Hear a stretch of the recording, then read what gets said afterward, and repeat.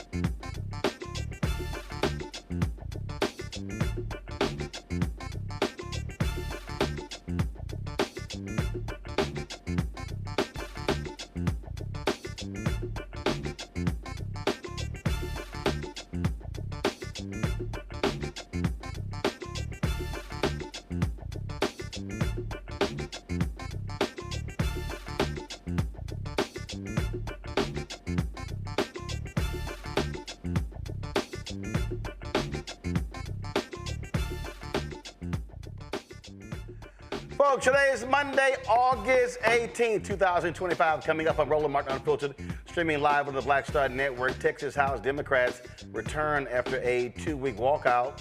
What do you think happened? Easy. Republicans passed the new maps that decimates black political power in Texas. We'll talk to 2 Texas state reps, African Americans, who were not there. Thank goodness. Donald Trump wants to keep rigging elections. Now he says he wants to get rid of voting machines and mail-in balloting. What an absolute idiot. Over the weekend, I was in Indianapolis for the Live Golf Tournament. I'll show you a couple of things that happened there. Also, Fit Live Win segment, we'll talk about breast cancer. And Spike Lee's new movie with Denzel Washington is out in theaters. We'll show you what Spike had to say about that. It's time to bring the funk on Roland Martin Unfiltered on the Black Side Network. Let's go. He's got it. Whatever the miss, he's on it. Whatever it is, he's got the scoop, the fact, the find. And when it breaks, he's right on time and it's rolling. Best believe he's knowing.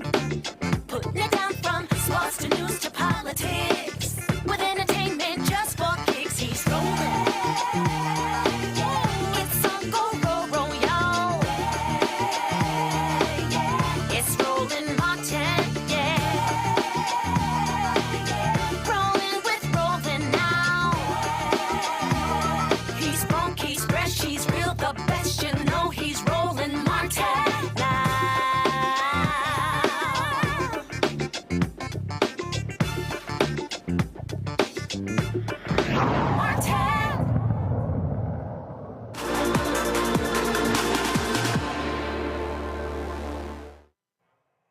Well, folks, I told y'all last week that if Texas House Democrats came back to allow Republicans to have a quorum, they will quickly pass new maps that decimates Democrats in the state. In addition, they'll also be decimating black power.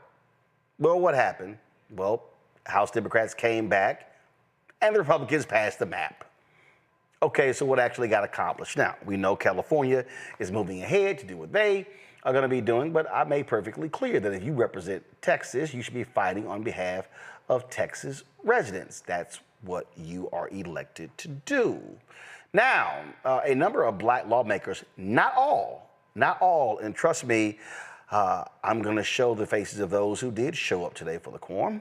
A number of black lawmakers were not there. They made perfectly clear that they could not, in good conscience, do that. You also had some others as well. Trey Martinez-Fisher out of San Antonio sent a statement from Illinois saying that he could not, in good conscience, do the exact same thing. Because, I mean, at the end of the day, if you return, you know what was going to happen.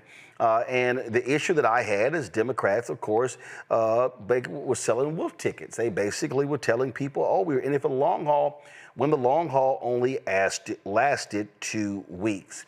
Joining us right now, State Reps Aichea Davis as well as Jolanda Jones. Glad to have both of y'all here on the show. Thank you so very much. I just, you know, again, the thing that jumps out at me, when I listen, Jolanda, when I listen to Texas House Democrats say, we're going back to fight. And I'm going, what the hell are you fighting when they got the votes? You're not fighting anything. You're fighting if you didn't give them a quorum because they have complete control of the House, complete control of the Senate. It's just like when the Senate, 9 Democrats walked out, 2 stayed, and they said, you know, we're staying to fight. But if all 11 had walked out, they couldn't have passed. To make me a little late. If all 11 walked out, they could not have passed the maps. It makes no sense to me. Go right ahead. So no, I didn't show up, and I'm not going to show up. There's a redistricting committee formal meeting at 5 o'clock today, 5 o'clock Central Time, which normally formal meetings are rubber stamp meetings where you know how you're going to vote. They literally have you all stand around something, and they call your name, such and such, how you vote on this, yes or no, and it's quick. I mean, it's easy. So I suspect it's going to be like that. But the thing that's funny to me, Roland, is exactly like you said. There is no fight. There are 88 of them and 62 of us. And the only time we were winning the fight was when we quorum broke. So I can't. and I'm so discombobulated right now because I feel like I'm living in an alternate universe. Let me be clear. The people that came back, those of us that came back, who I guess maybe thought that they were going to get some brownie points for coming back, they locked them on the house floor. You hear me? Locked the doors. And you couldn't leave until you signed a permission slip. What a nice word.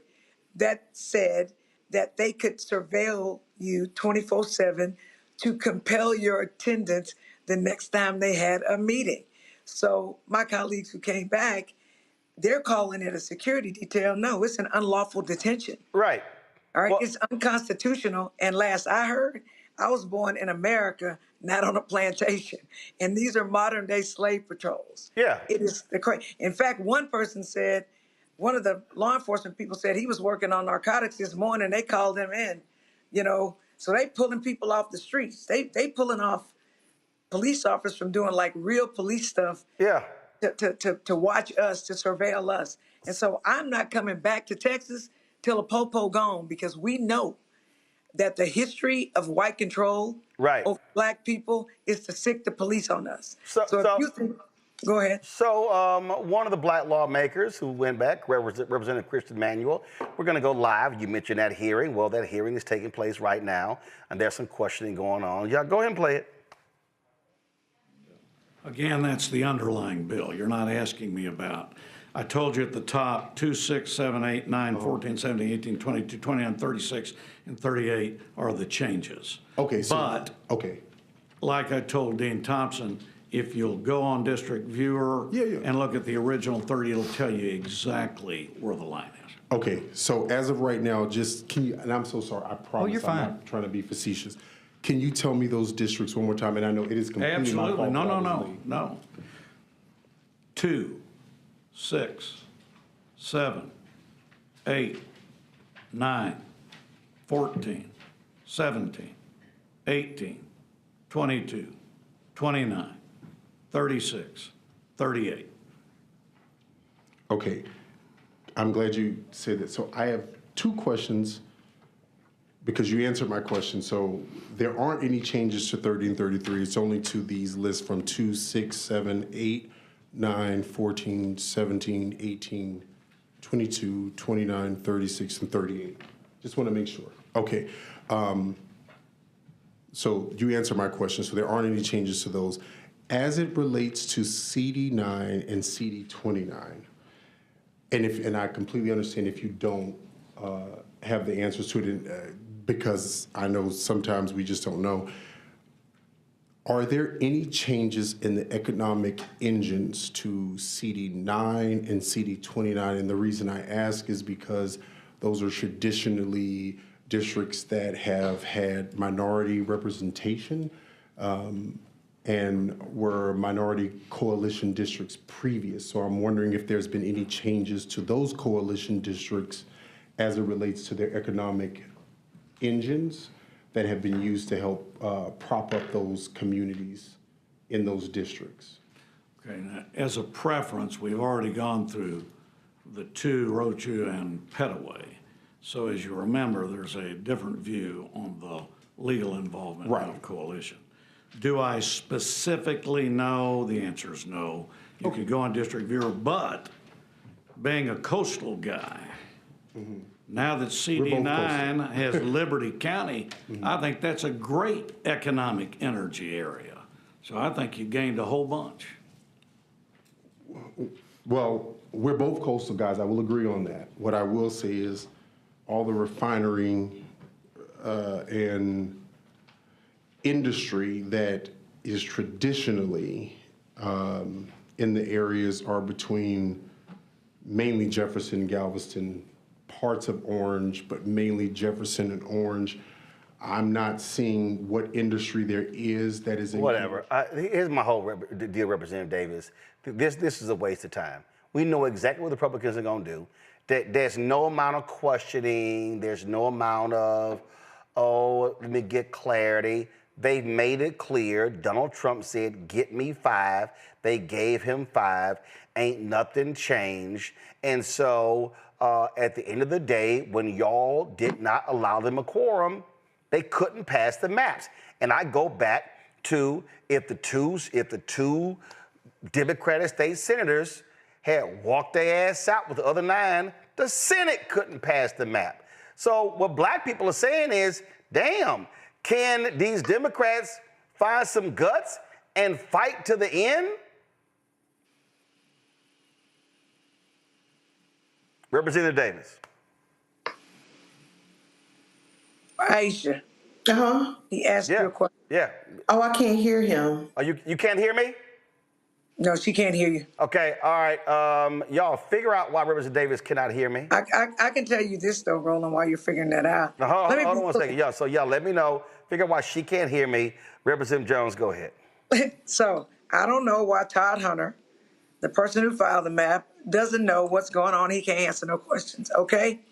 They actually have changed the demographics of 9, 18, 30, 33, and 29. I'm literally looking at it myself. Why doesn't he know his own maps? For example, a difference in CD8 in the proposed CD18. If you'll recall, the previous proposed CD18 that we killed had 70.7% of the current CD9, if you'll recall. They actually changed that and they lowered the number. So now the proposed CD18 has 64.5%. They literally reallocated. They took out a larger part of CD18 and put it in CD29, which is currently a Hispanic seat. So they did change things. Of course they did. Of course they did. Representative, do me a favor. Let Representative Davis know we're going to disconnect her line, and we're going to call her back. You're going to disconnect your line and call you back. So we can get the audio straight. All right. So they can get the audio straight. So let's go ahead and do that. And then, okay, so now let's disconnect and let's bring up disconnect and bring up Representative Jones. Guys, disconnect.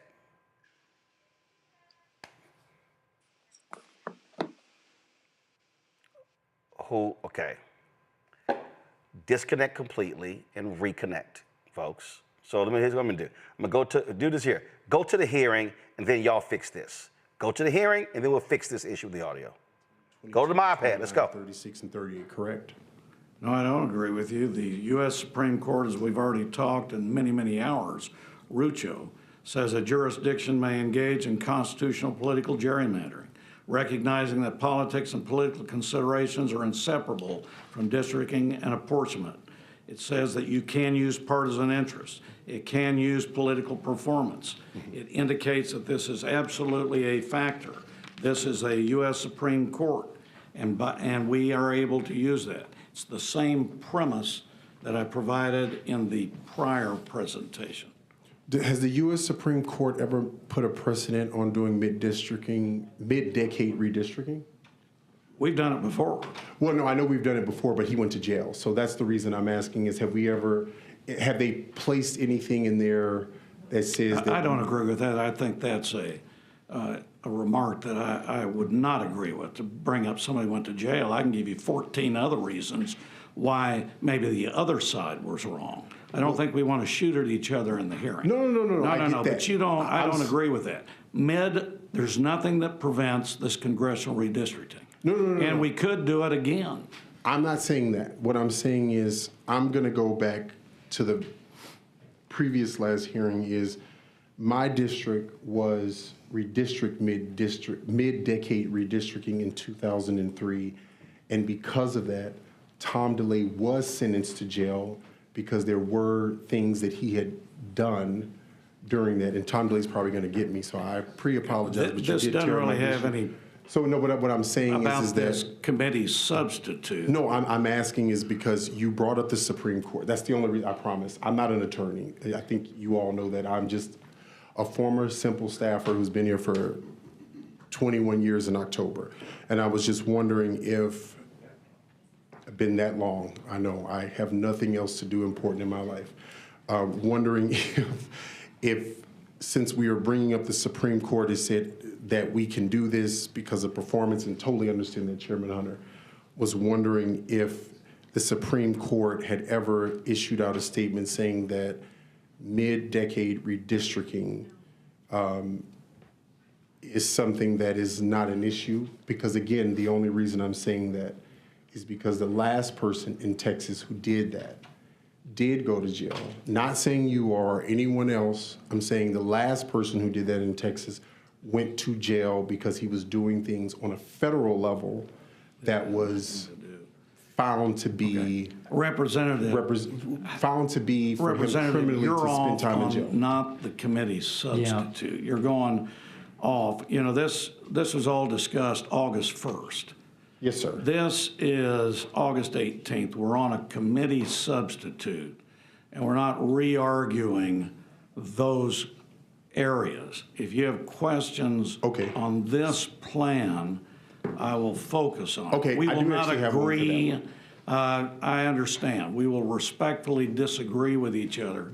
But Mr. Chairman, let's focus on the substitute. Okay, I want to focus on the sub then, and I'll just say this. Focusing on a committee substitute, has there ever been a Supreme Court ruling that says the committee substitute for redistricting? I think Representative, I feel you in the sense of trying to tie the question to it. It really, the questions I think pending before the committee at this time are just about the changes that have been made in the committee substitute compared to the introduced, and the explanations for those, as opposed to the constitutionality of mid-decade redistricting, which I think doesn't touch the changes on the map. So if you have a question about, a particular change, certainly fair game. Perfect. Okay, I do actually have one. When it comes to Congressional District 33, Chairman Hunter, would you mind, again, and I pre-apologize, can you give me the breakdown and the reasoning for Congressional District 33 changing from where it was to why, like why we're moving it or changing it to where it is? So on that one, Representative, so 33 did not change. So 30 changed. 30 did not change either. So it was 36. 36 and 38. Okay, so question of the chair then. Sure. And please forgive my novice for asking this question. I thought that when we changed any congressional district, even by one voter, it changed every congressional district because we had to move people. Fair question. So maybe that's where I'm... So in what you'll see on your district view, and in front of you, Representative, if you'll see there's a handout that has at the top in red Plan C. Come on back. All right, so we should have the audio fixed. Representative Davis, can you hear me? Yes, I can. Okay. Isn't this really an exercise in futility? The Republicans are going to do what the hell they're going to do. And at the end of the day, had y'all held out, had y'all not given them a quorum, this would not be happening, and they would not be able to pass the maps. As I said before, we had to get the audio fixed. 9 Senate Democrats walked out. Two Latino Democrats stayed.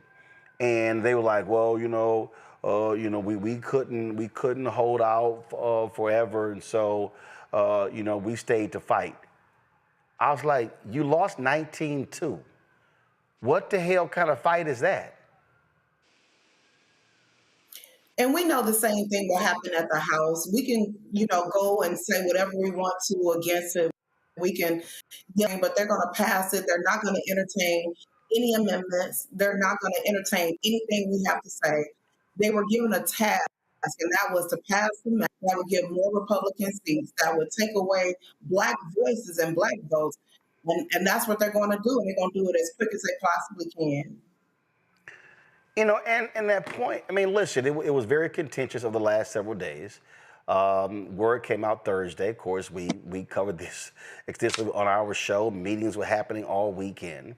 And now we know what the real deal is. Now we know that there were Democrats who were afraid. There were Democrats who, hey, I'll only sit out one session.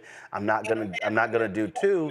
And what I don't understand over the last several days, word came out Thursday, guys.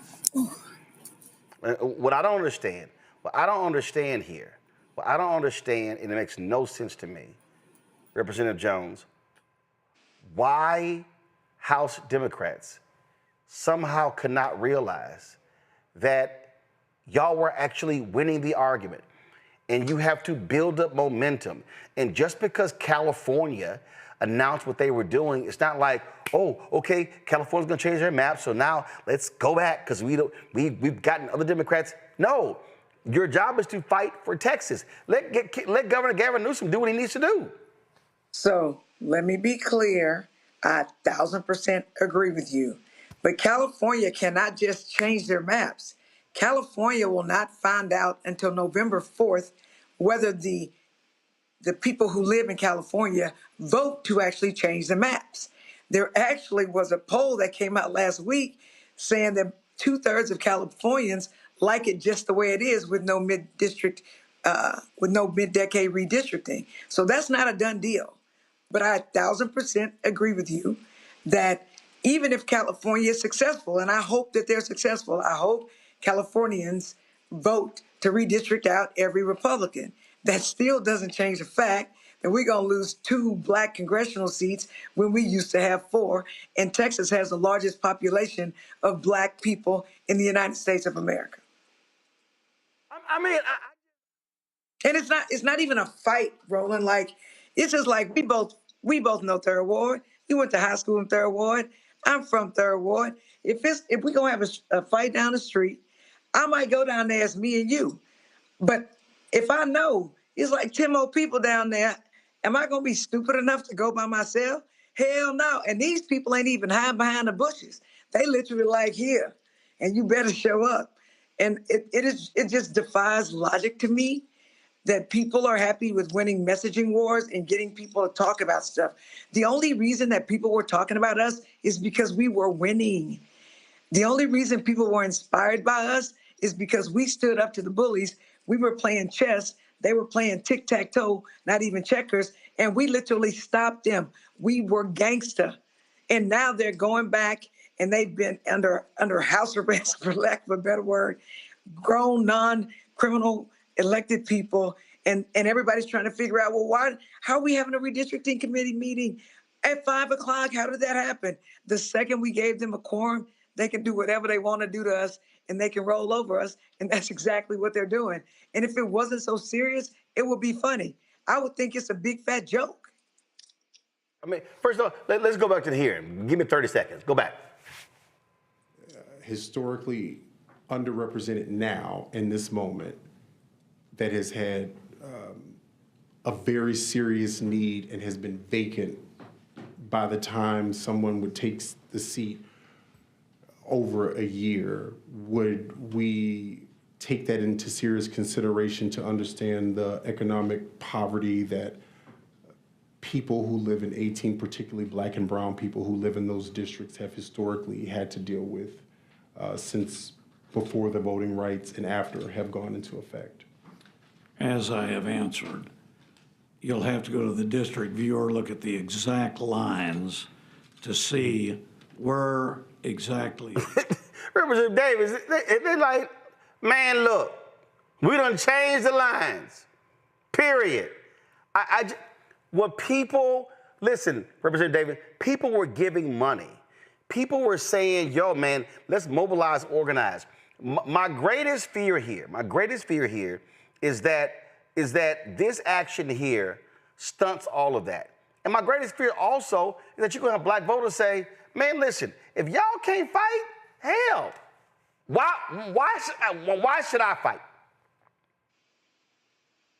You know, black voters have been holding up the Democratic Party for a while now. You have black women voting 90+%, and nearly every race is Democrats. But when it comes to black matters, a lot of times that's not at the forefront of discussions. I have colleagues that are comfortable saying black, are comfortable talking about how racist the maps are. So they'll just say Republican, Republican, Republican. I have some colleagues who said, oh, you know what? I was going to be out for one special session. I never guaranteed you anything more than that. I didn't say I was just going to leave one session and then come back regardless. I said I was going to deny quorum so I can fight this map. And that's why I did not go back. So, you know, until we really start to value black people and not just our vote, not just knowing that we're going to come and vote Democrat, but I mean actually valuing black people and black communities, that's going to be something that Democrats are always going to have to struggle with. Absolutely. So, okay. So, all right. So we'll Roland, go ahead. Final comment. Go ahead. Let me show you something. All you got to do. This is actually the latest map. Can you see it? It's on my phone. Yeah, we got it. Right. So my point is, it's easy for us to figure out how they chopped up the lines. It's easy for us. And I think what Aichea and I are saying is that we just wanted to know what the deal was before we quorum broke. Aichea, I don't know if you'll agree with me or not, but I, at least initially, didn't realize that we had enough people to quorum break, because when I was talking to people individually, there was a lot of hesitation. So I was surprised when we quorum broke. I was always down for it, but so I was thankful. What I didn't realize, and what I wish I would have been told before I made this decision, was that some people only agreed to quorum break for not even 2 weeks. Let's be clear, Roland. Today was going to be 2 weeks that we were gone. Today. So we didn't even make it 2 weeks. You keep saying 2 weeks. No, it's a day off. And I would have liked to have known that. And so if I'm a part of the team, you need to tell the whole team everything so the team members can make an educated decision. Because I don't like having to explain to people why we leaving after less than 2 weeks. And I have colleagues saying that was always the agreement. No, they didn't tell us that. They didn't tell me that, because I could have won a messaging board at home. I didn't have to come here. I could have stayed locked in my house, or I could have gone somewhere else. And so I feel bad for the American people, because I understand how they feel, because it's just like I'm them. I literally did not know all the information, and I was never going back. I never just agreed to stay gone for one session, and I never agreed to go into a fixed fight where we were going to lose. So when these bad maps pass and the legal precedent is not established, that ain't got nothing to do with me, because the only way we guaranteed a win was to stay gone.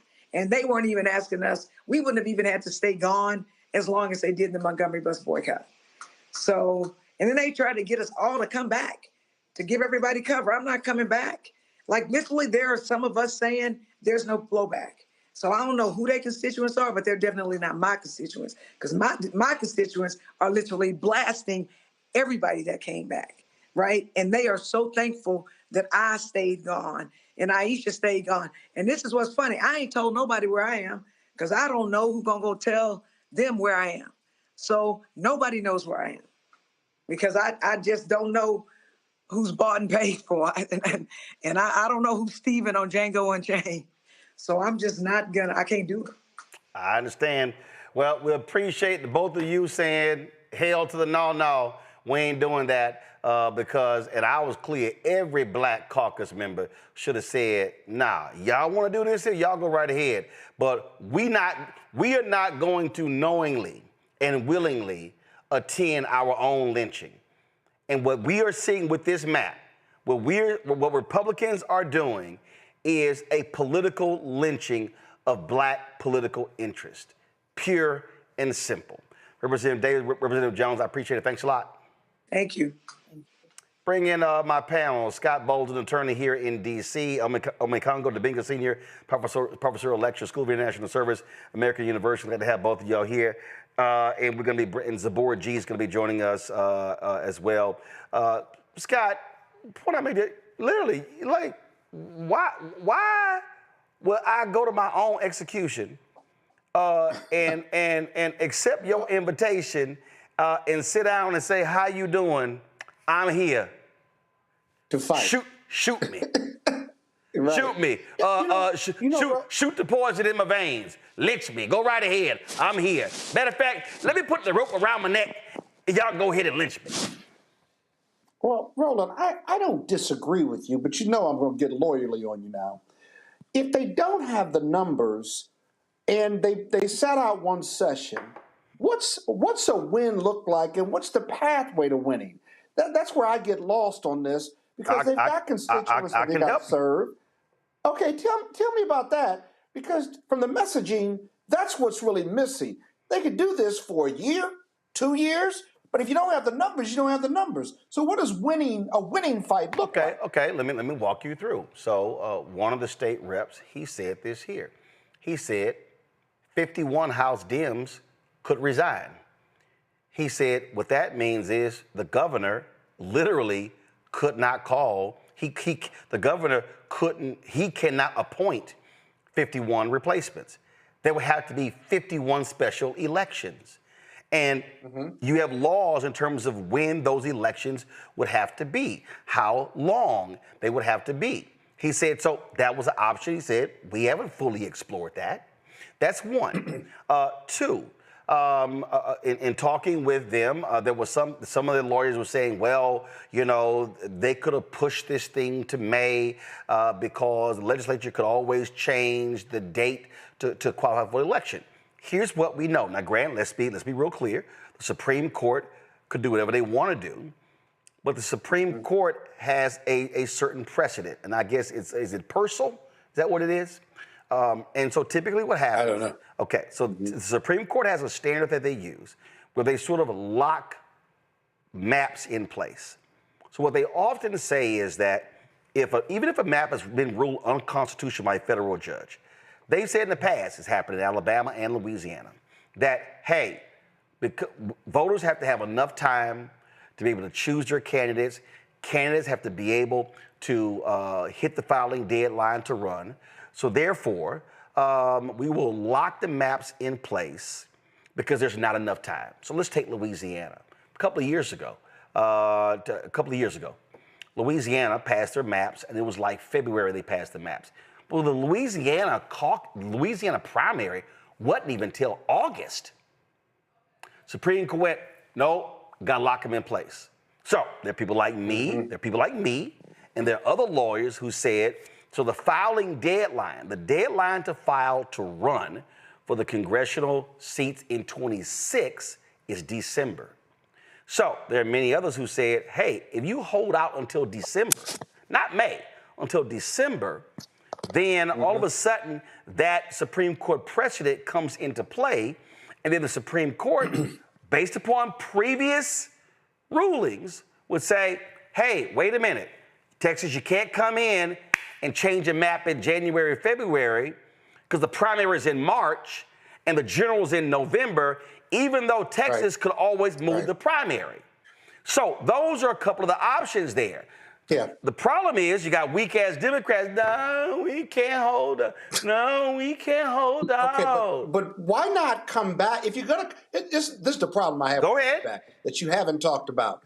Why not come back, give them the quorum, let them vote, and then litigate the appropriateness of the map? You can do that. The ability to do it. No, hold on. You can no, and that is what their strategy is.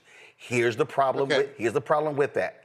Right now, the 2021 map, the existing map, is being litigated right now. It's 2025. So the problem is, I want you to follow me here. So the problem is, if you go for that legal strategy, they likely will have the proposed maps that get rid of 5 Democratic districts, that 2 of those 5, 2 are black districts. Those will likely be the maps for 26 and 28. Yeah, but what if you ask for emergency relief or equitable relief and a TRO or injunctive relief that stays everything? Scott gives you the status quo. And here's what happens: appeal, stay the injunction. Okay, we've been through this. We've been through this in Alabama. I got you. We've been through this in Louisiana. In fact, the courts, when Louisiana passed their maps, the courts ruled, oh, this is unconstitutional. This is denying black people an opportunity. And the Republicans appealed, and then another court agreed. Oh, they got somebody else to agree. Then here's what's so crazy. In Louisiana, it went to the Supreme Court of the Congo. The Supreme Court agreed it was unconstitutional, sent it back. The Fifth Circuit tried to circumvent it. Then the Republicans tried to get it back to the Supreme Court. Supreme Court wouldn't hear it. The map stayed in place. Cleo Fields was elected in 2024. Now the same Republicans are going back to the Supreme Court, and now but now they're using another legal argument, and now the Supreme Court has asked for not pleadings. They've asked for documents, whatever y'all want to call it. Briefings. Explaining why coalition districts could be unconstitutional. So now you have the civil rights groups who are like, oh shit, they could literally rule coalition districts unconstitutional. That could wipe out half of the 60 Congressional Black Caucus members. Ome Congo, Republicans, they're gonna try to have 19 bites at the apple. So the only guaranteed way to ensure these maps do not get passed if you don't give them a quorum. Wow, I mean, this is another example of how relentless Republicans are. They are nonstop, whether we're talking abortion, whether anything, they are nonstop, and they are going to pursue every legal and illegal means possible to keep power. Democrats want to talk about sharing and voting and everything. These guys only care about power. And, you know, there's that meeting going on at the White House with Trump and all these leaders. The only other people who are happy this is happening are these Texas Democrats, because they are not the center of the news story today. And Gene Wu, they put out this letter talking about they did this and acting like they were like freaking Nelson Mandela or something, you know, returning home after such a long incarceration or something. They caved in 2 weeks. And like Representative Jolanda Jones was saying, she wished that she knew. I wish that we knew. You know, the way that we were cheering them on and saying, you know, this is finally Democrats standing up and all of this. And they were like, oh, no, we just kidding. We were just trying to get everybody else's attention. We were just trying to get Gavin Newsom and others to act up. This is cowardly, man. And I know for many of us, it's deflating. It's deflating. Like, we were really looking forward to this, to supporting them, sponsoring them, donating and the like. And they just do this. And as Representative Jones said, it's not even exactly 2 weeks. I don't know where Texas is going right now, but we know where it's going, but where the rest of the Democratic Party is going as it relates to this, I don't know, man, because when you say like black folks in Texas are like, well, why should we even, you know, fight or vote or anything? I think a lot of us are saying that across the country right now, and maybe Gavin Newsom will prevail in November. Maybe some of these other states will, but this is a serious setback, not only for the Democratic Party, but for the country, man. And it sucks. So check this out, Scott. Check this out. This literally just came down earlier today. Go to my iPad. Federal Appeals Court blocks Louisiana's new congressional map and blow the GOP. Now this is on Fox News. Judge said Louisiana's congressional redistricting map amounts to an illegal racial gerrymander. Okay, now mind you, we done already covered this territory, Scott. Judges for the Fifth Circuit Court of Appeals rejected Louisiana's request to allow it to enforce its long-stalled congressional redistricting map, delivering a near-term blow to Republicans in the state by ruling that it amounts to an unconstitutional racial gerrymander.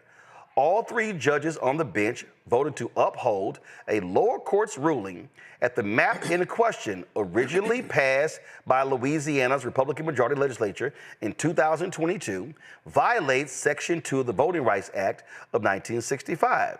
They also affirmed the district court's ruling that the map in question violates Section 2 of the Voting Rights Act by packing black voters into a small number of majority black districts and cracking other black communities across multiple districts, thereby depriving them of the opportunity to form effective voting blocks. Now, Scott, what we're seeing right here, this is what, I'm gonna pull Zabora in a second for us. Go ahead and pull up as well. What we're seeing right here is that this is the Fifth Circuit. Now, let's be real clear. The Fifth Circuit is the most hardcore right-wing circuit in America. Yeah. Scott, they were ruling on a 2022 map. This 2025. So you know what's going to happen? The Republicans are going to appeal this to the Supreme Court. So the Supreme Court may not rule on this until 2026. Or the Supreme Court will say, hey, keep the current map. See, again, remember why I kept trying to explain to Texas? The courts could say, hold up, lock the existing map in. They may not rule until 27, now affects 28. So that's why the Democrats, the most guaranteed way not to have the maps passed, if your ass don't show up. Yeah, I got you, Roland. But let me ask you this. Now you're not gonna like this argument, but there are other duties and responsibilities these Democratic legislators have, serving their constituencies. You got staff. Dealing with the. That's why you got staff. No, hear me out. Hear me out. I know that's why you got staff, right? But you got to admit, at least, that that's pulling on the Democratic. No, that's bullshit. No, that's no. First of all, let me hold up. Let me be as there is other business. Hold up. Let me be real clear. Aren't you abdicating your responsibility? Nope, you're not. Staying away from the position. Nope, you're not. What do you say to those? Nope, you're not. Easy. What I say to those people. What do you say to that? Easy. What I say to those people, and y'all don't want me to cuss. I'm trying not to cuss, so I'm gonna give y'all 5. I'm gonna give y'all 10 seconds. I'm gonna give y'all 10 seconds to turn your TV down. 10, 9, 8, 7, 6, 5, 4, 3, 2, 1. 7, 6. Here we go. 5. Where's 4, the FCC when you need 3. FCC doesn't regulate internet. They only regulate licensed broadcasting. I said that's when you need So the FCC does not regulate cable TV or internet. They only regulate broadcast licenses. 3, 2, 1. Fuck they heartstrings. Oh God. Let me be real clear. Let me be perfectly clear. You have flood victims. No. Well, guess what? The Republicans should have put the flood victims first on. The Republicans have told us, Zabor, what their priorities are. Their priorities, and the Republicans said, we don't give a damn if 130 people died in them floods. That shit ain't important. We gonna do these maps first. That's what it's about, and this is why you have to stop it. Zabor, when you're in a battle, when you're in a fight, you empty your clip. What you don't do is fire 2 of your 24 bullets and then say, all right, I'm going to hand you the gun. Let's go on here and we'll go back. You don't do that at all. It doesn't make sense. This has been what we do in Texas, though. We're not taking on the power that we have as Democrats. We're running from it. We're being cowardly. And we're not standing in our power as Democrats. At the end of the day, when there was Hurricane Harvey and all of these other situations where Black individuals were impacted by natural disasters, they didn't make them a priority, and they showed it again now. They never make those natural disasters a priority. So I think it's really important that we focus on what can we do now. Clearly, our Democratic representatives are scary and are not going to do what they need to do to protect us. So we have to show up, keep applying pressure, make sure that these maps are not impacting us any more than they already have to. I think there's no way for us to get around the decisions that they continue to make to not hold the Republican Party responsible for the actions that they keep having. So in this same piece right here, I want y'all to see, hold on a second. This is what it says right here. The ruling from the Fifth Circuit, which has a reputation as one of the more conservative appeals courts, is a victory in the near term for the ACLU and other plaintiffs who sued to block the state's map from taking force. Still, any relief for plaintiffs from the appeals court ruling is likely to be short-lived. The Supreme Court in March heard oral arguments in Louisiana versus Callis, which also centers on the legality of Louisiana's redistricting map and whether race should be considered a factor in drawing new congressional districts. Oral arguments then focused heavily on whether Louisiana's redistricting efforts were narrowly tailored enough to meet constitutional requirements and whether race was used in a way that violated the law, as the appellees allege. The Supreme Court in June said it would hear additional arguments in the case in the fall term, citing the need for more information before it could issue a ruling. Earlier this month, justices ordered both parties to file supplemental briefs by mid-September outlining in further detail arguments for and against Louisiana's proposed map and whether the intentional creation of a, I love this, Congo, and Scott, I can't wait to get your legal, whether the intentional creation of a second majority black congressional district, quote, violates the 14th or 15th amendments to the U.S. Constitution, unquote. So, Congo, the white Republicans in Louisiana are trying to use the Reconstruction amendments that were for black people now against black people for white people. Wow.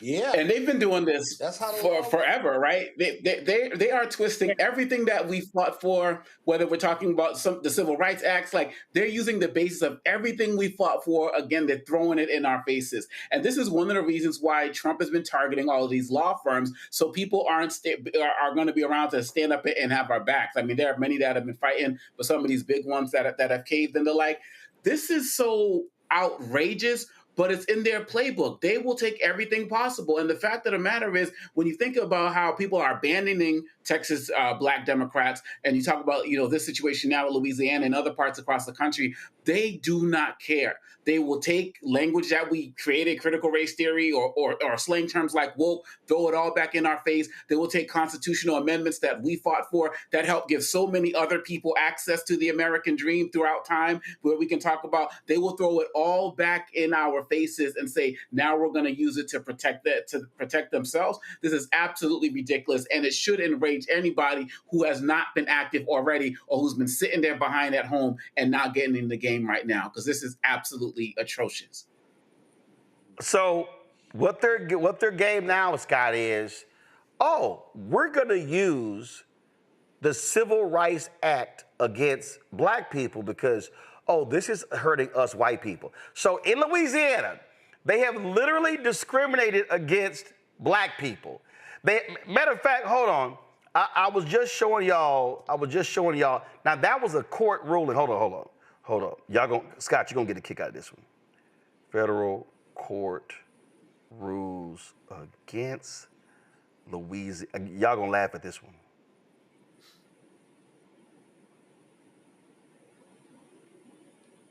Hold on, here it comes. Okay, allowed, that's federal. So, Scott, you're gonna love this one. The same Fifth Circuit last week, go my iPad. The same Fifth Circuit, Scott, last week said that Louisiana's state maps discriminates against black people. So here you got white Republicans in Louisiana discriminating against black people, diluting black power with state maps, congressional maps, and now the same white folks, the 14th and the 15th Amendment is hurting us white people because these maps should not be used when it comes to race, but, we the ones who drew the maps, and if we had actually drawn fair maps, black people would have been able to have a district. So now, Supreme Court, we think y'all should get rid of all districts where you factor in race, and that could wipe out literally half of the entire Congressional Black Caucus. Yeah, the other strategy that we're not talking about is there are multiple cases pending in that Fifth Circuit. I've appeared before the Fifth Circuit judges. Chief Judge Pryor, at least he used to be the chief judge, is a arch conservative. And there's several cases. You see, you pulled 2 or 3, but the strategy is to file several cases with different parties in order to get several rulings. And even if they're inconsistent, then they wind up at the Supreme Court. The other thing is this. The Fifth Circuit, as conservative as this, these white folks in Louisiana, they're drawing maps, and in Texas and Mississippi and Georgia, they're drawing maps so blatantly racist and gerrymandered that even the conservative court Even as conservative court said, y'all can't eat all that now. Come on. You still got to have a legal pathway or a factual pathway to make me make this work for y'all. This ain't even fair to me. Like, I mean, they so racist. They are so racist. Even the judge is like, for their own races. Right, that's what I'm saying. And because here's the fundamental problem here. And this is the problem, Zabor, that the Republicans can't get around. They are hell-bent on stopping Democrats so they can hold power. And their problem is they hating on black people because they like, well, damn, y'all keep voting Democrat. And it's because you some bitches, y'all ain't making no effort to even talk to black people. So it's like they mad that black people voting Democrat, and it's like, well, y'all ain't doing nothing. So your deal is, so we gonna penalize Democrats by penalize black people, because black people, y'all problem is y'all vote too much for them damn Democrats. If only y'all didn't vote for them. And my man Gary Chambers is watching the show, and this is what he sent me. Appellants argue Dr. Alford credibly determined that voting in Louisiana is mainly polarized based on politics, not race. They offer no rebuttal, however. I don't know who Dr. Alford or Dr. King is. So, Gary, you could tell me who these people are. And again, Gary has sent me like 3 different documents. And this shit is hilarious. Y'all, this stuff is hilarious reading this sort of stuff here. This is what it says. Appellants wait. They offer no rebuttal, however, to Dr. King's data, which showed that white Democrats in Louisiana prefer. Guys, go to my iPad. Come on, please. Thank you. Jesus, why? I shouldn't have to tell y'all I'm reading it. Dog, just go to it. Come on.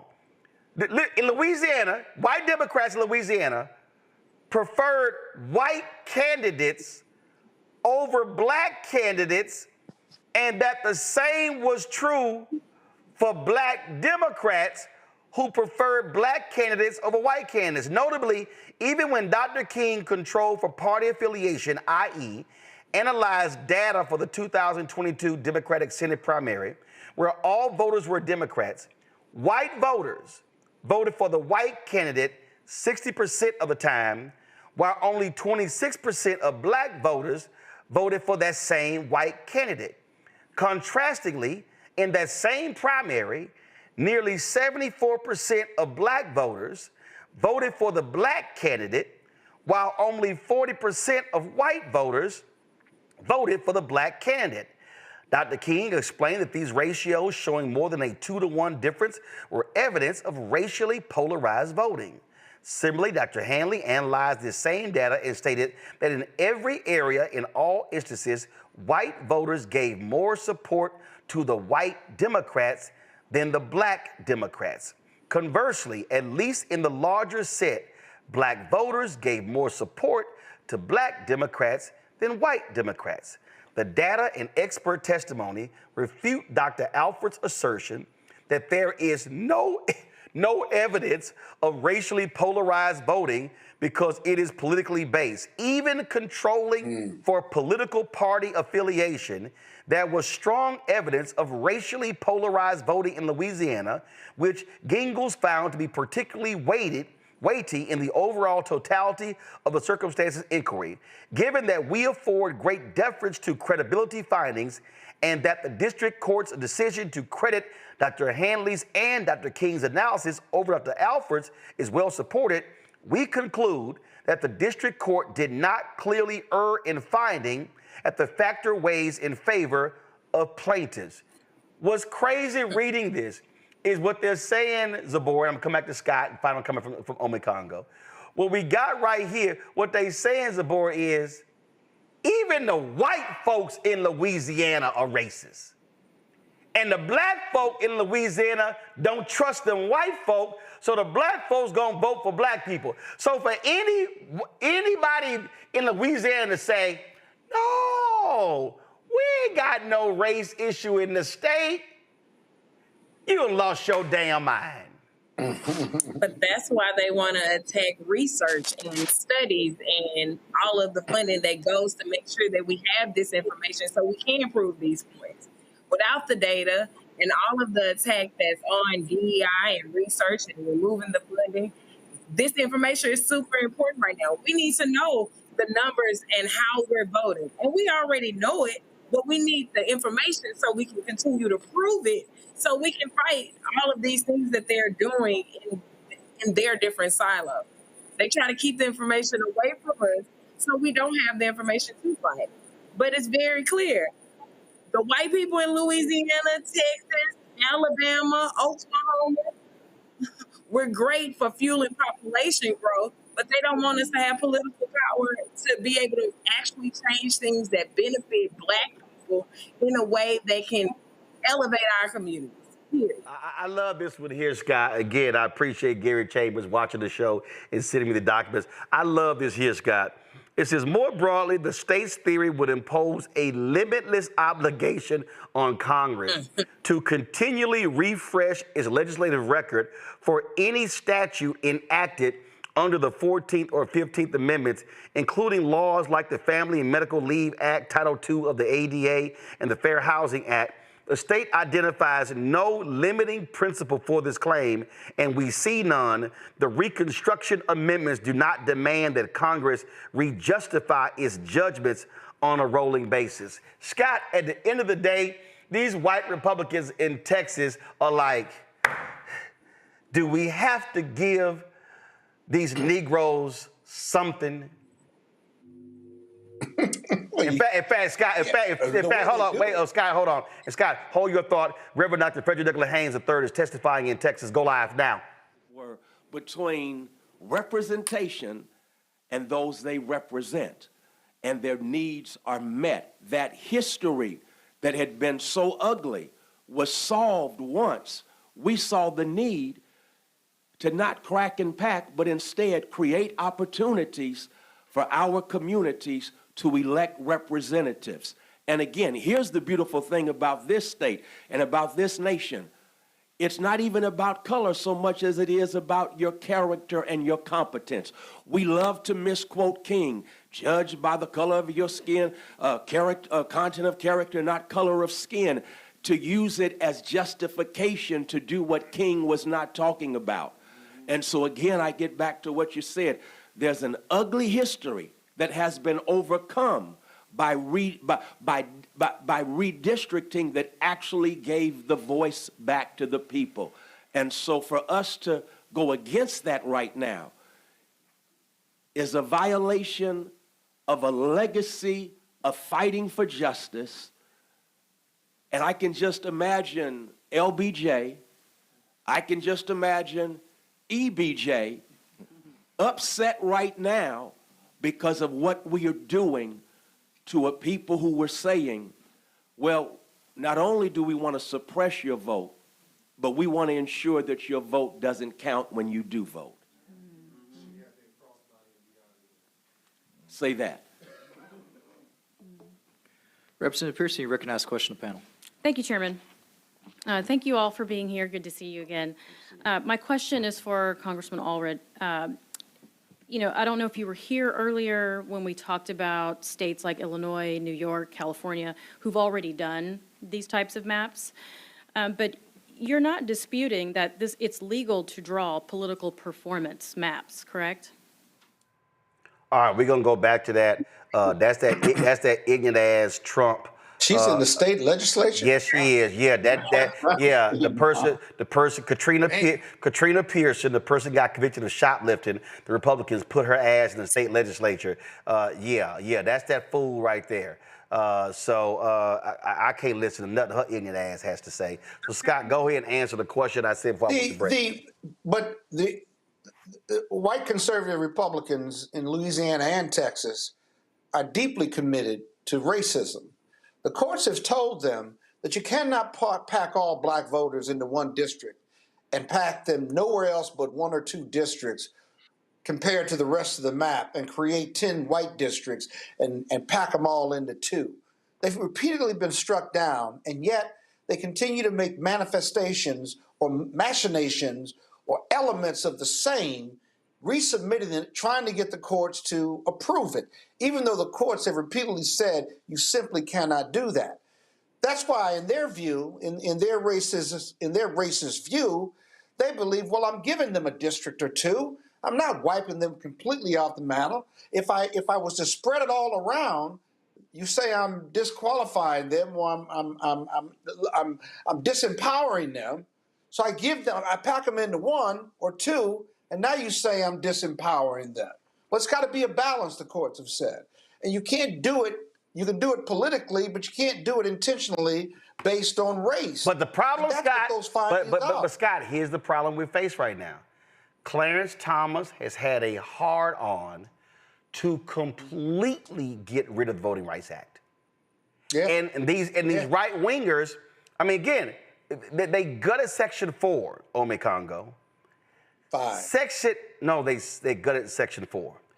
Now Section 2 is hanging on. 5 too. Section 2 is hanging on by a thread. Like, I mean, Congo, for people who are watching, I need them to understand, when they ruled in favor of the Opportunity District in Alabama, they ruled by saying Alabama violated Section 2 of the Voting Rights Act.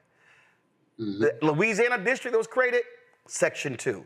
So the only good news from this right-wing Supreme Court is that they have consistently, praise the Lord, allowed Section 2 to still stand.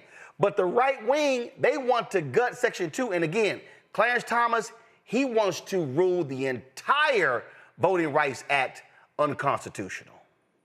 And unnecessary. Absolutely. This is, John Roberts' court at his best. I mean, they are incrementalists. And when people look at the potential falling of this democratic experiment, one of the main people that I have to thank is John Roberts. I mean, ruling after ruling, he has worked to dismantle this country, and dismantling the Voting Rights Act has been a part of that. And Clarence Thomas is salivating at the opportunity to do that. And so when people say things like, it's not that big a deal, we've always asked the question here, if voting wasn't that important, why are they trying so hard to stop us from doing it? And we see that they will stop at nothing. When are these Democrats going to wake up? When are these legislators going to wake up? When are people going to have the ability to actually fight back? And I've said this multiple times. They talk about democracy dies in darkness. It dies in the light of day. And it's often given away by complacent people who don't know enough and don't give a damn enough about what's going on.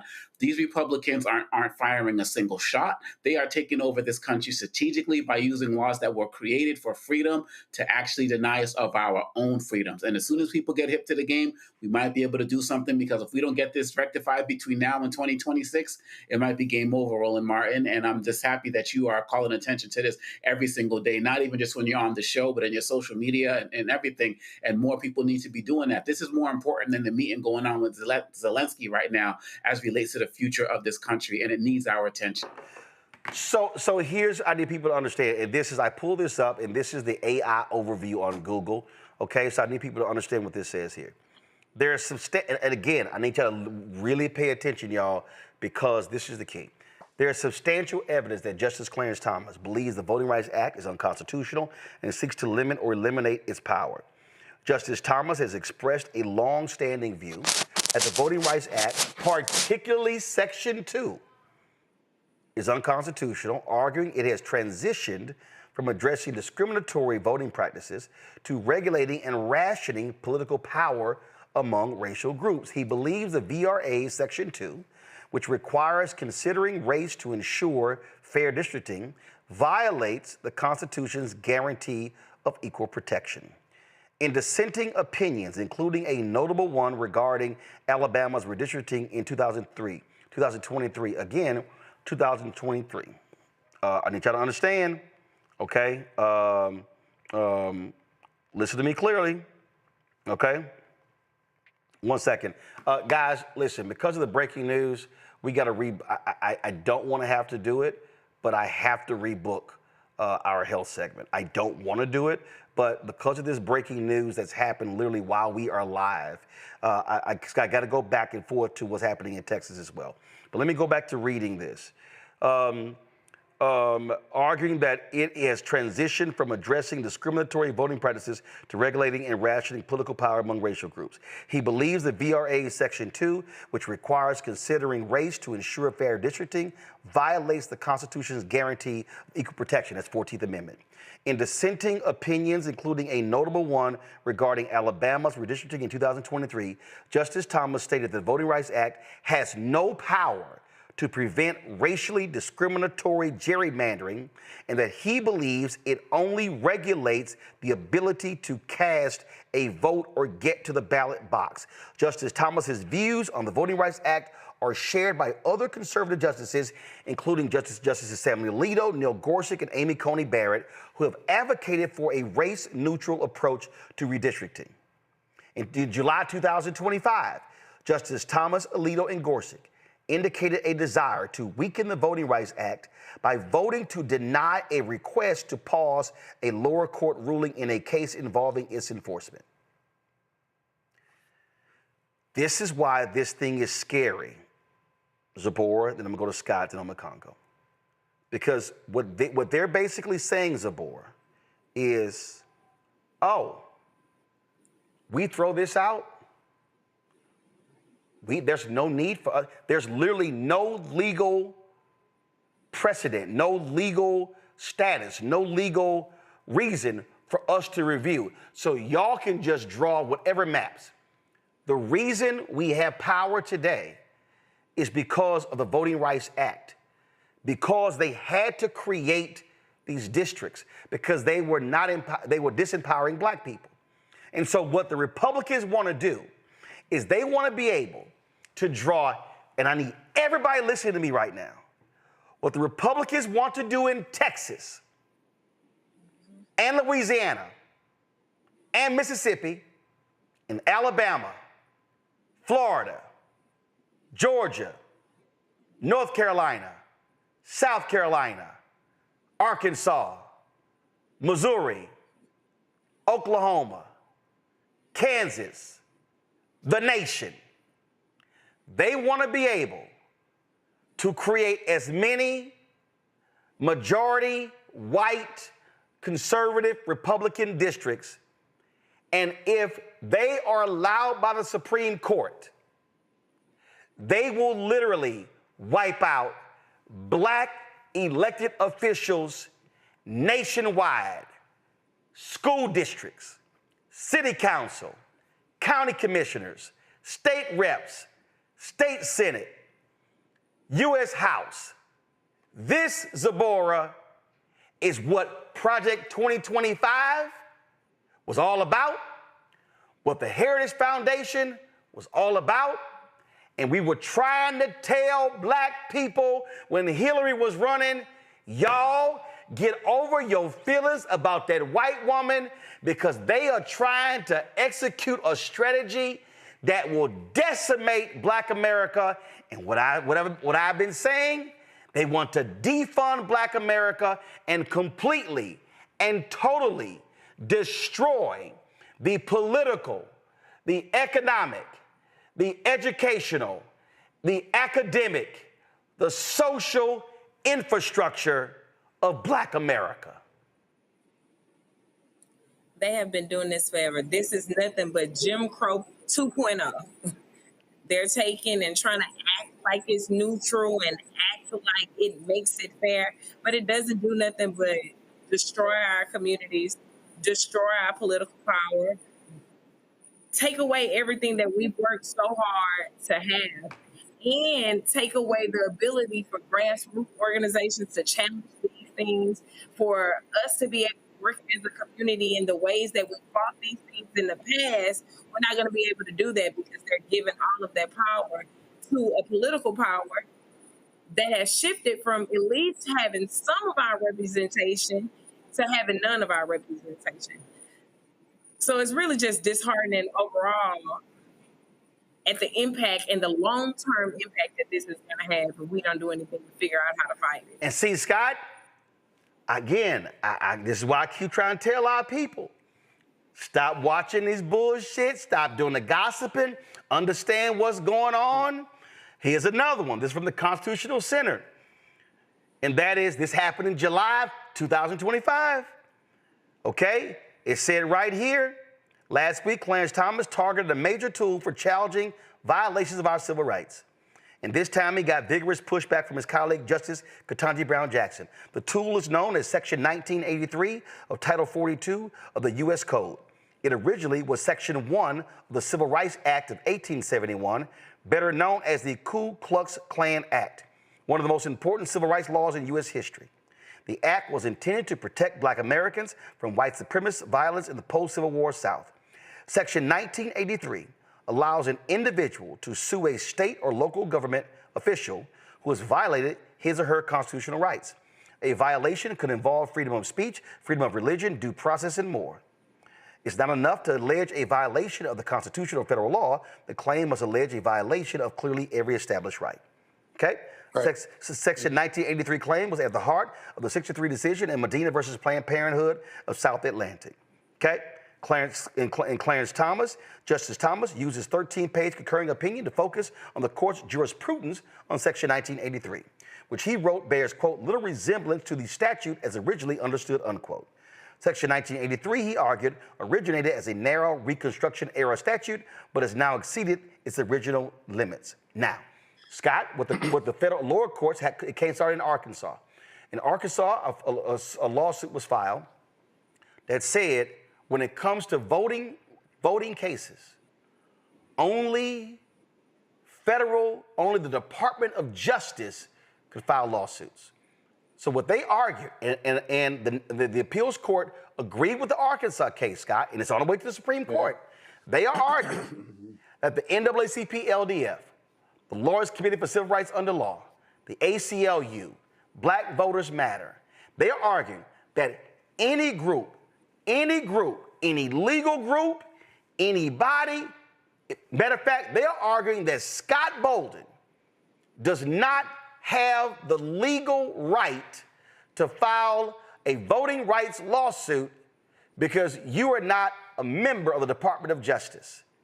So they want to block the entire civil rights legal infrastructure from being able to challenge voting rights laws on the local, state, and the national level. And DOJ, under this administration or any other white conservative administration, ain't gonna file a damn thing. Those cases usurp or turn on its head organizational standing, right? And individual standing, the core principles of how you file a lawsuit on behalf of someone, or organizational standing because of your interest and your mission as an organization. And when that case gets to the Supreme Court, Clarence Thomas is going to have a fair amount of support. It'll be interesting to what Roberts says about that and whether he believes that's too extreme or not, because he'll have the 3 or 4 liberal judges on his side, but he won't have enough for a majority. And he's got to pick off Kavanaugh, and he's got to pick off perhaps Comey Barrett, although on this issue, these justices and white conservatives, all of this emanates from a base that we are now a colorblind society, that we are tired of making up for the past wrongs of black and brown people. Yep. And we've paid enough, essentially. We paid enough. And as a result, white America, is being discriminated against now. These laws are working against us, which completely ignores the socioeconomic and health disparities of black people in this country, and that the numerous lawsuits that are still filed, workplace discrimination cases and what have you. I don't know where they're getting their empirical data from that says we're a colorblind society now and discrimination and racism just no longer exists. Because you've got to believe that if you believe in the decisions that are coming out of the conservative court. There's no data for that whatsoever. And but Scott, you got to remember, when they gutted the VRA, Shelby v. Holder, John Roberts, his opinion essentially was, it worked. Look at black turnout in 2008. Right. He argued we don't need these things because in 2008, the percentage of black people who voted in the presidential election for the first time in American history was higher than the percentage of white people. And we're like, yeah, dumbass, That happened because of the law. And if you don't have the law, it's going to go down. And what happened? They ruled in favor of Shelby County, and Republican state legislatures immediately moved to what? Change district lines. Get rid of voting locations. They immediately began, ever since 2012, there has been nothing but an attack. Hold on. There's been nothing but a systemic attack on voting of people of color, black people and others, from the moment the decision came down. And it's like, Roberts, what the hell was your dumb ass thinking? And well, they used the same philosophy and the same theory in the Harvard case, where they eliminated race as a factor. No, I got it. But wait. I love this one here. I love this here. The Asian plaintiff, matter of fact, y'all gonna think I'm lying. Scott, finish your point. I'm about to show y'all, if y'all wanna see what happens when your ass, Scott, I'm about to blow you up. Well, you better crack up. Okay, because in that, remember, it was Asian folk who got with the conservative white lawyers, took down affirmative action. Hold up. Y'all, okay, I'm gonna type this in. Y'all think I'm lying. I'm not lying. Okay, no, listen. Asians want quotas at Harvard. Y'all think I'm lying. See, this is what happened when your dumb ass sue. When your dumb ass sue. So what's happened is, so they sat here and they sued, and now they're like, hey, what's going on? Now, this is what AI said. AI says, no, Asian Americans are not seeking quotas at Harvard. Some Asian American groups have, however, raised concerns and filed lawsuits alleging that Harvard's admission policies discriminate against Asian Americans. So here's the problem. These groups argue that Harvard's consideration of race and admissions, even if not explicitly using quotas, effectively limit the number of Asian Americans. Here's what happened. They sued the Ivy Leagues. They threw out affirmative action, and then the next year, it was fewer Asians admitted than before. And they were like, what the hell? And black people were like, hashtag, we tried to tell you. Them dumb asses, they thought, oh, we got rid of affirmative action at Harvard and Yale and Columbia. Oh, we about to have a lot of our kids in the school, and them white folk went,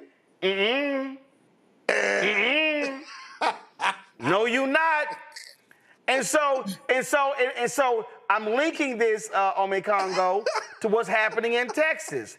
Listen, the Latinos in Texas, and there are Latinos in Texas, Ome Congo, who are sitting here going, listen, it's 4 black districts now, they're gonna lose 2, but the Republicans say they're gonna create 5 districts. Oh, we gonna pick up 5 districts. Okay, y'all go ahead and FAF if you want to. Go ahead. But they doing that across everything. Exactly what's going to be happening. Hold on 1 second. Hold on, Zabor. Ome Congo, then I go to you, Zabor. Ome Congo, go ahead. That's exactly what's going to be happening. Just like what's happening with this example of Asian students at Harvard. People keep falling for this okie doke of, oh, these Republicans are going to take care of us. They're going to take care of us. And the Republicans are great at stacking groups against each other. I remember a case back in 1927 in Mississippi where, a Chinese family tried to sue to get, not for that all non-white people can go to the school where white people were at, but so that they could be considered white and go to that school. So like this lesson of divide and conquer, we never seem to learn it. And Republicans know this race mindset and consciousness better than many other people do. And they know that we will fight each other to try to get any little morsel that we can to feel equal to them, as opposed to building our own platforms and building our own coalitions. That was what they did with Harvard, these affirmative action cases. That's what they're doing in Texas right now. And if people continue to fall for this, it's the same thing that happened with the whole issue with undocumented immigrants. Oh, they're just going to come for the Latino criminals. And now you got Haitians up in there, you got African Americans being pulled off the street. When, in like 7 months, man, this is all happening. When are we finally going to get it together that they're coming for all of us and they're picking us apart one by one because we have not been able to show any type of unity? And they are they are not large in number, but they are large in their mindset in terms of how to use the laws against us, how to play the race wars against us, how to play the culture wars against us. And maybe this will be the time to wake up, Roland Martin, but I am not convinced in this moment. Zabora, go ahead. This is impacting so many different groups. When it comes to disabled individuals, it's like you can watch disabled individuals that are not disabled individuals of color vote in a direction that has directly impacted Medicaid cuts, Social Security cuts, and job opportunities to give you the resources you need for accommodations at work. We took away sign language interpreters in spaces. So you're watching Section 2 of the VRA impact not only Black people, but you are impacting your own interests as a disabled person that's white or a disabled person that's Latino voting on that side, not realizing all of the things of your life, from your insurance to your daily life, is being impacted. And it's not going to get better. It's only getting worse. Listen. And then you take away those organizations that can fight for you. Listen. Not realizing hey, Scott, I keep saying these Asian Americans, these Latinos, y'all ain't white. Now y'all can try to play the assimilation game all they want to, but white power is about white power. And whether today it's yesterday it was a Negro, whether Latino, like all them Latinos who voted for Trump, FAFO, 125, like welcome to the border. And it's like, yo, I mean, it's like, again, like y'all can sit, all these other folk, let's be real clear. Black people, our sweat, blood, and tears passed these laws. I say this all the time. I said, if you are a woman and you are a doctor or a lawyer or an engineer, or if you go to professional schools, y'all need to thank Black people. Because in 1972, Title IX was passed. Title IX wasn't about sports. Title IX was about opening the professional schools to women because they were discriminating. What's Title IX? Don't nobody ever ask, well, where did Title IX come from? Well, shit, what's the first 8 titles? Title IX come from the 1964 Civil Rights Act. That was Black people. I say if you Korean, Japanese, Chinese, Thai, whatever, and you get to vote in your native language, y'all better thank Black people, because that's 1965 Voting Rights Act. It's real clear, okay? If all y'all can live where y'all want to live, y'all might want to thank Black people. That's the 1968 Fair Housing Act. You gay and you happy, you get to get married, go ahead and thank Black people, because that's the 14th Amendment Equal Protection Clause. That's one of the Reconstruction Amendments that was passed.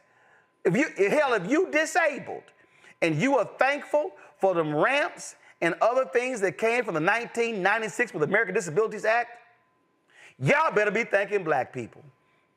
Because the American Disabilities Act comes directly from the 1964 Civil Rights Act. So here's the truth, whether folk want to accept it or not. If you have some rights in this country that are civil rights, thank Black people, because it has been Black people that has forced America, as Dr. King said, be true to what you put on paper. So these rights didn't just happen. Black people made these rights. If we walk down the line, Scott, of the numerous legal rulings in so many areas, hell, it's white people walking around, right? First of all y'all broke-ass white people, Y'all should be thanking black people too, okay? Because y'all benefited from LBJ's war on poverty. He didn't launch that in the Mississippi Delta. He launched that in white Appalachia. I mean, so we can just go down the line. We can go down the line of things that black people have fought for legislatively in America that has benefited everybody. And so, as a matter of fact, white people, let me be clear, whether you're a white Democrat, a white Republican, a white conservative, or a white liberal, America did not believe in democracy until black people made them. The reality is, America did not fully, and it still ain't done it fully, but America did not fully embrace democracy until black people made them do it with those 3 civil rights acts in the 1960s. And so when y'all want to talk about founding fathers, and y'all want to talk about George Washington and Thomas Jefferson and Benjamin Franklin and John Quincy Adams, y'all better have a second group of founding fathers and mothers called Dr. King, Ralph Abernathy, Andrew Young, C.T. Vivian, Diane Nash. We can go on and on and on. We can sit and talk about Septima Clark, Fannie Lou Hamer, Constance Baker Motley. It was black people that made America be true to what they put on paper, because until then, they were not practicing what was on them goddamn documents. Scott? What's your question? You can speak on that if you desire. You fired up tonight, boy. God damn. Roland giving us a whole history lesson in like 20 minutes. I'm sitting there taking notes this morning. I mean, went through the whole process.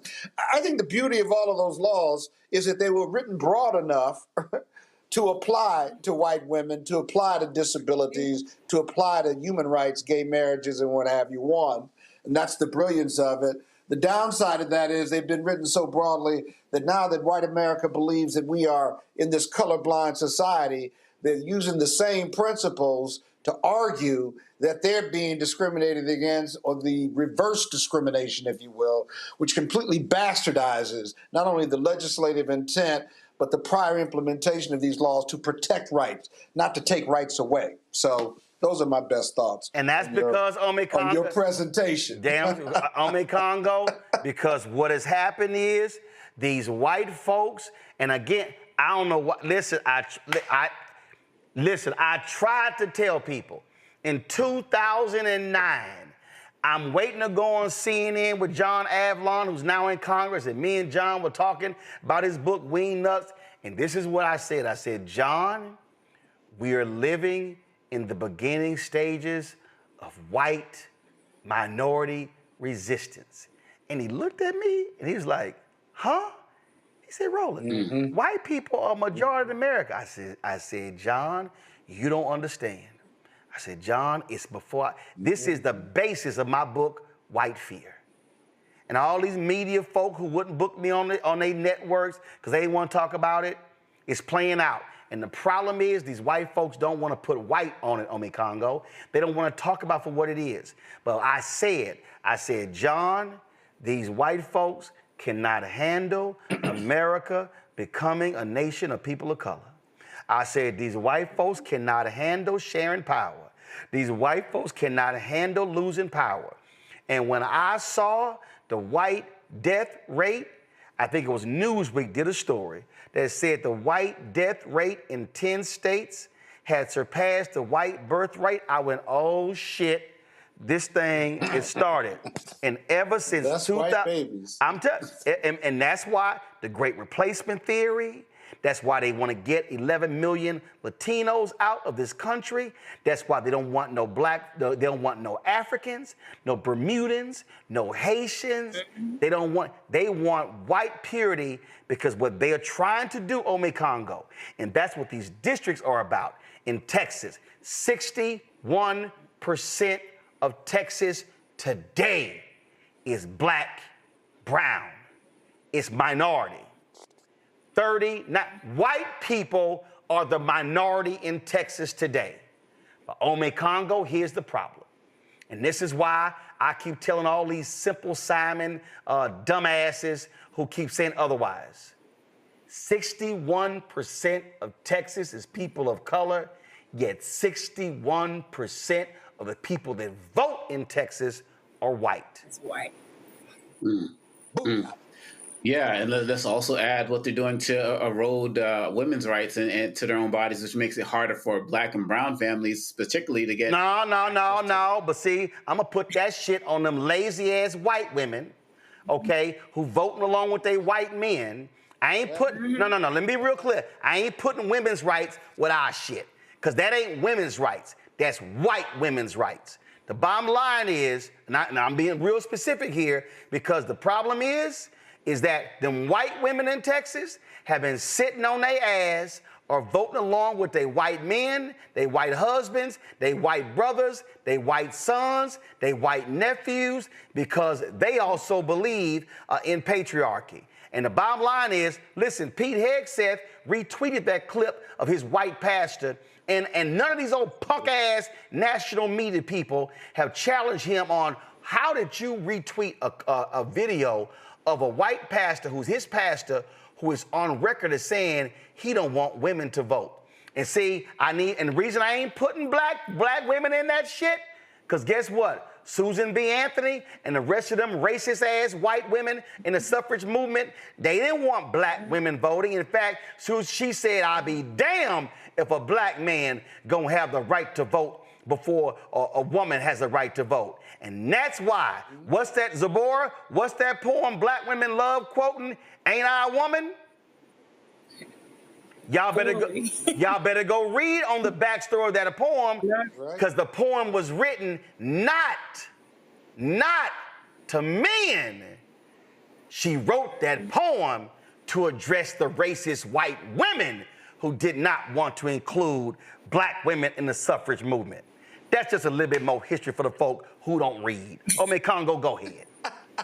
No, and I get your point, and I'm saying what I brought up the women's rights and access and all that. It makes it harder for Black people to be able to reproduce. You know, we look at the mortality rate of pregnant Black women and the like. That's where I was going with it. But the fact that the matter is, when it comes down to it, the thing that scared me about the history lesson that you just said about the amendments and the Civil Rights Act, like, we know that story, but then I start thinking, damn, these Republicans are so shrewd in what they're doing, the way that they're attacking the schools. How are the kids going to get that history? How the next generation going to get that history to be able to arm themselves to be able to fight, you know, which is why this network is so important, because they are hitting us from every single angle. Because if people don't know that story, or the constant Baker Martleys and the Dr. Kings and the like, who are going to be their idols as it relates to fighting for justice? They're going to feel like they can't do anything, because as Malcolm X said, if you were convinced that you never did anything, you're going to think you can never do anything. So they have a multi-pronged approach, and we need a multi-pronged strategy.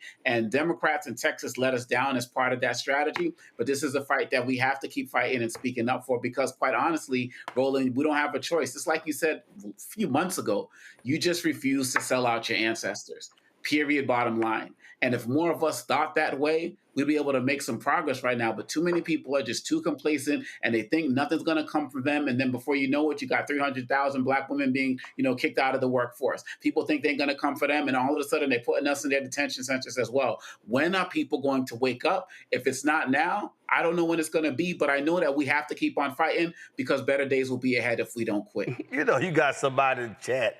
Hold on, I responded to it. Denise Spa, too much cussing, going to watch Joy Reid show. Okay, bye. I mean, but you can get mad at the cussing. You can get mad at cussing. Well, you can get mad at cussing all you want to, but they screwing you over. You ain't even realize what's going on. I mean, see, the point that Ome Congo just made, it's by design what they doing when it comes to the schools. Because they freak. I keep trying to tell y'all, all of this stuff, y'all, it started with Obama's election in 2009. Then it picked up with Trump running. Y'all, American history is American history. You cannot, please, by all means, I dare any of y'all watching to refute what I'm about to say. You cannot show me a single period in American history where black success has never been followed by white backlash. You can't find it. You cannot find it. At every point in American history, black success has been immediately followed by white backlash. So why all of a sudden the attacks in the last 5 years on schools and books and everything? That shit ain't got nothing to do with no LGBT, trans, they ain't nothing to do with it. You know what that had to do with it? The murder of George Floyd. Yep. Because when because the Black Lives Matter movement, Zabora, it was the first time in American history that a black-focused, black-centered movement saw a majority of Americans approve. And these white conservatives went, oh, hell no. So what did they do? There was a concerted, precision-like attack on Black Lives Matter. They said we cannot allow this movement to become as powerful as we saw the Black freedom movement in the 1960s. That's right. And they targeted 2021. In 2022, at racist Christopher Rufo, and he put it on Twitter. They said, we are going to put everything black and everything minority under critical race theory. I told y'all, I was the news director, morning anchor at a black targeted radio station, KKDA, managing editor of the Houston Defender, managing editor of the Dallas Weekly, worked for the Dallas Examiner, managing editor, general manager of the Chicago Defender. I wrote for Ebony.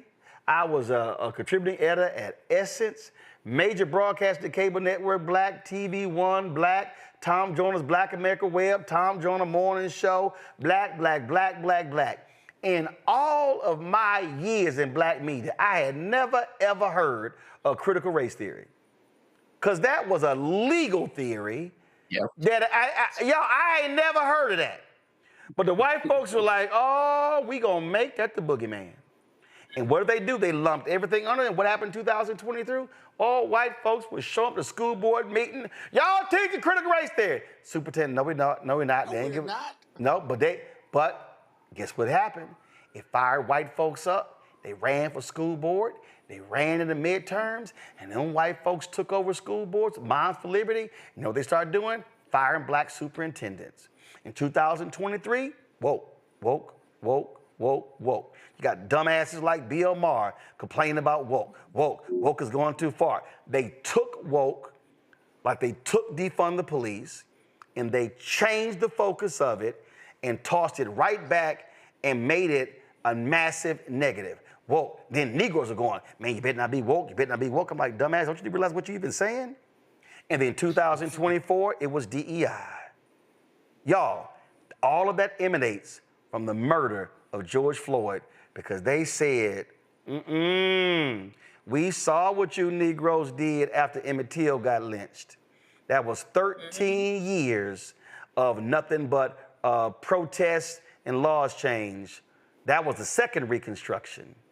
Then they said, we saw what you Negroes did after 243 years of slavery, and y'all had that Reconstruction period over that 12, 13 years, really lasted 6 to 7 years. We are not going to allow a third Reconstruction to last even 5 years. That is what happened. And Zabora, black folk, again, I understand, dancing, partying, Negroes are having a time of their lives in Martha's Vineyard, but I'm telling you right now, these white folks are coming after everything, and they do not want to leave anything to chance. And so we better wake the hell up and recognize that we had better be voting in massive numbers because they want to control it all.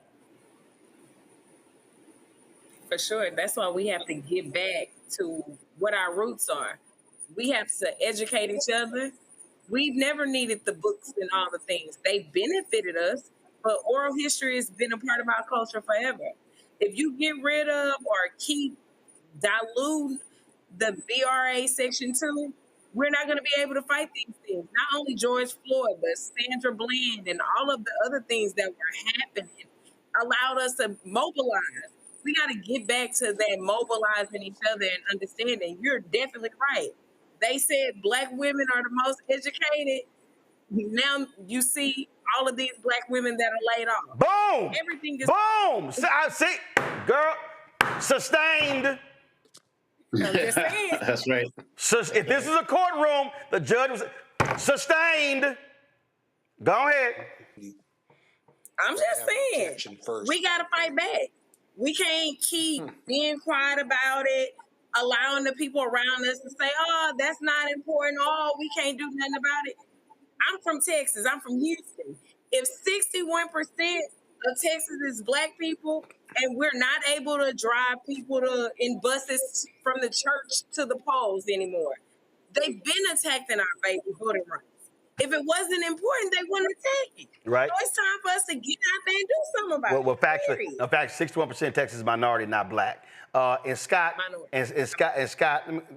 learn to go with the damn bit. Yeah, I heard your little petty ass say, well, an objection has to be made before the judge say sustained. Yeah, I heard your little petty ass. I don't miss nothing. But so you go with the damn bit. When you make a point, you say sustained. But go on here and make your damn comment.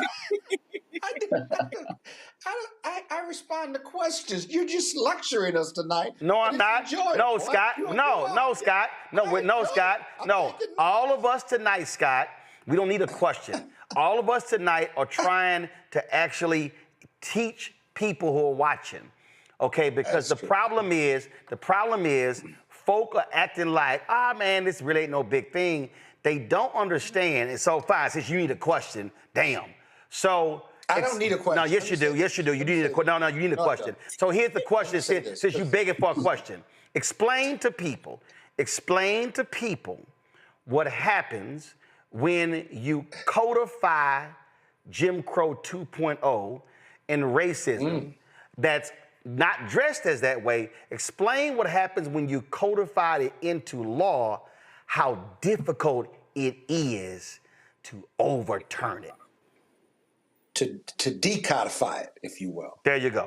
And you get an authoritarian democracy, which is essentially what we're living in. You codify racism, you devalue DEI. You know, DEI and the federal protections against race discrimination and discrimination against those protected classes, that's still on the books.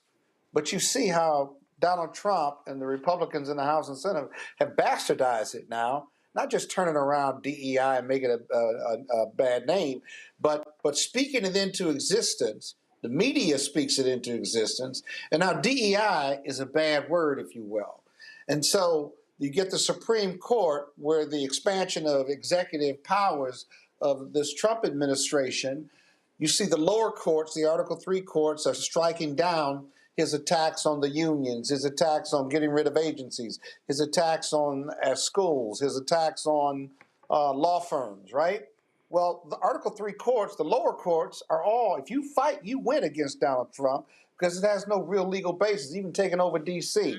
or federalizing federal troops to come in here when there is no crisis whatsoever.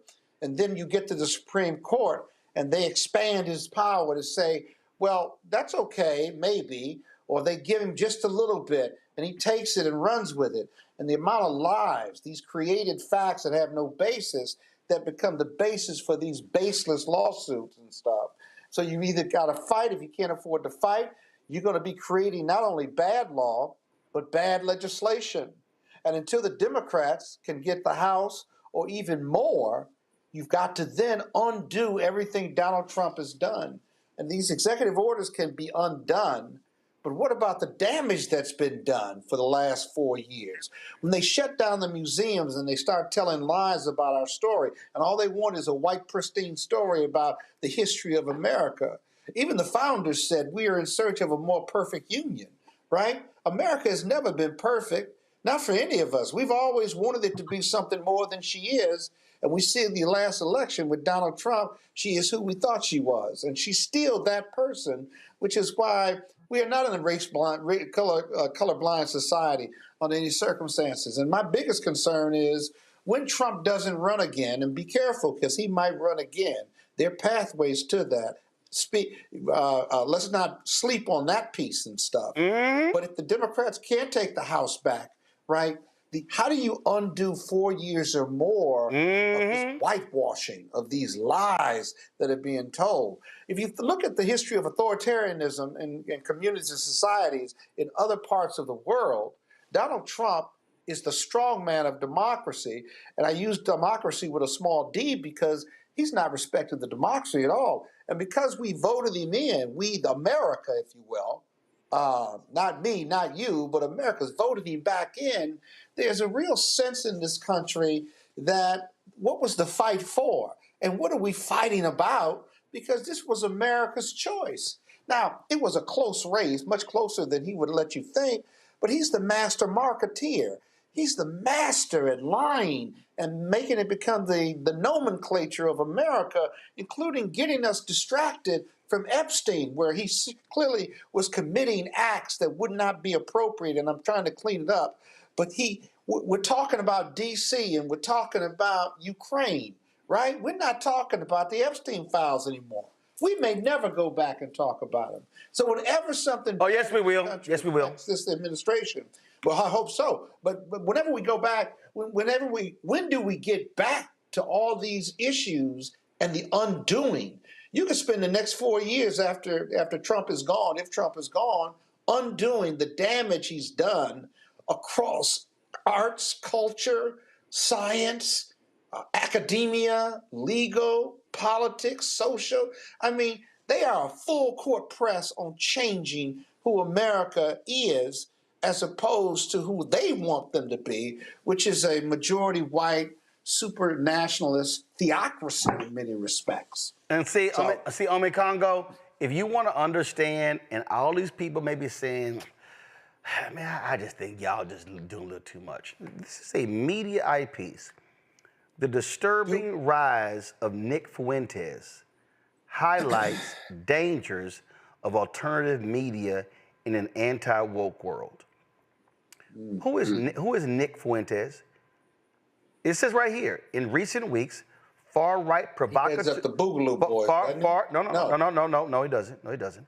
Far-right provocateur and white nationalist leader Nick Fuentes has been receiving accolades from many of his fellow pro-MAGA travelers for his ongoing feuds with the likes of Tucker Carlson and Candace Owens, as well as for his vicious anti-Israel rhetoric. Now, Glenn Greenwald, fierce critic of Israel, so-called progressive, heaped praise on Fuentes in mid-August, saying, quote, he is, quote, spectacularly talented.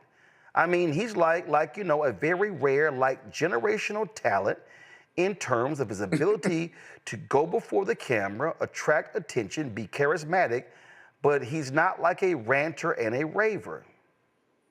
Nick Fuentes is very well read, very, very informed. There aren't a lot of folks who know more about Nick, who know more about the topics Nick Fuentes covers, and Nick Fuentes is very impressive. Added Greenwald, the former Guardian journalist turned podcaster. Ome Congo, Glenn Greenwald is literally talking about an absolute, flat-out, decrepit racist.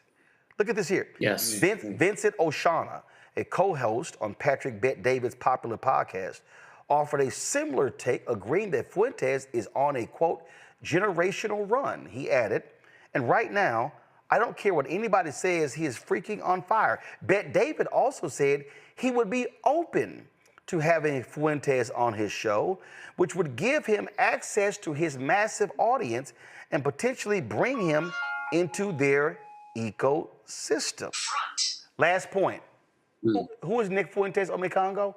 Oh, he's the racist who went with Kanye West to Mar-a-Lago and had lunch with Donald Trump. Why am I saying all of this, Ome Congo?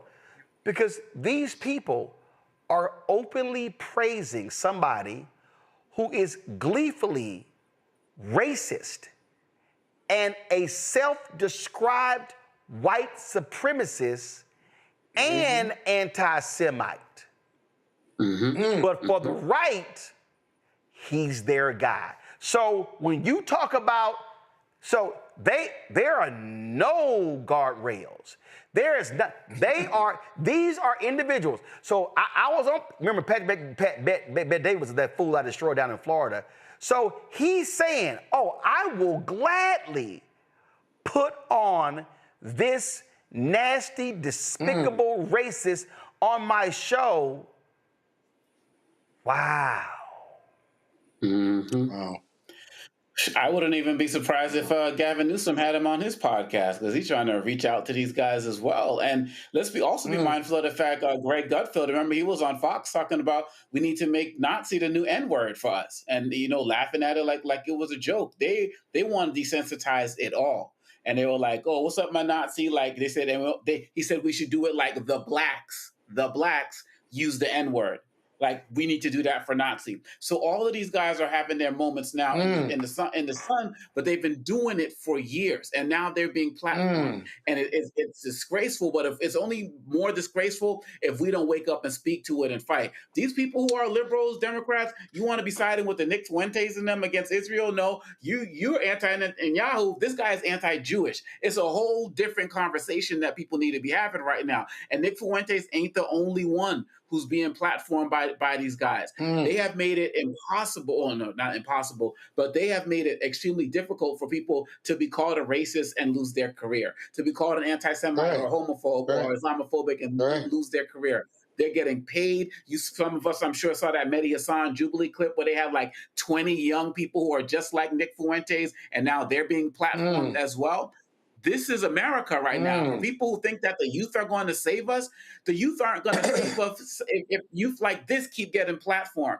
And we're not doing enough to uplift the people who are their age and similar or younger who are fighting this.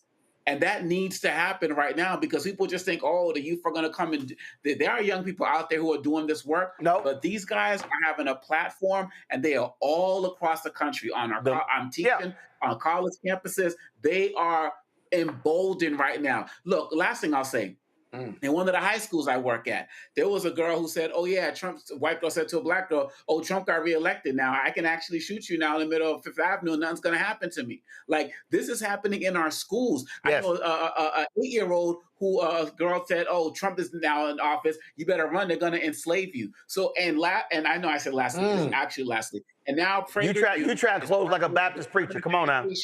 To create racist literature to put in our schools for the founding of America's 250th year anniversary. So I'm gonna read this here. I just want y'all to understand. Again, when you see the open embracing of a violent racist, understand they are mainstreaming him, and that's what they're doing. Like they mainstream and accepted and glossed over Trump's bigotry. This is what this Mediaite story says. Past action taken against Fuentes for his bigotry has now led many to embrace him, particularly as anti-woke sentiment permeates every corner of the MAGA base. Bet David pushed O'Shana on why he's embracing Fuentes now, and he replied, quote, you know what it is? Because, okay, name the person that can't even be on YouTube. He can't be on YouTube because of the stuff that he says. They froze his bank account. Oh, y'all, the next paragraph says it. Fuentes was deplatformed in recent years over his explicit anti-Semitism, as well as his repeated calls for limiting the rights of women, minorities, and the LGBTQ community. And then there have been some stories saying he's actually gay. His regular use of violent rhetoric has also caused alarm. Now, Glenn Greenwald was praising Fuentes. Glenn Greenwald's also gay. That's insane to me. Okay? So I just want y'all to understand. I'm going to read this last one. In 2022, for example, Fuentes called for a dictatorship to get rid of, quote, the Jewish media that has made America's, quote, evil by making various things popular. Quote, sodomy is popular, you know, being gay is popular, being a feminist is popular, sex out of wedlock is popular, contraceptives are, that's all popular. That's not to say it's good, that's not to say I like that. Popular means that people support it, which they do. And it sucks, and it is what it is, but that's what we need, dictatorship. That's unironically why we need to get rid of all that. He ranted, adding, we need to take control of the media or take control of the government and force the people to believe what we believe or force them to play by our rules and reshape society. Let me say it again. I'm trying to see this quote again because I'm about to close this thing out. We need to take control of the media or take control of the government and force the people to believe what we believe or force them to play by our rules and reshape the society. So folks, this white supremacist who had lunch with Trump and Kanye, who's now being openly embraced by right-wing MAGA stars, he is now being repositioned as a voice of reason, as a generational talent.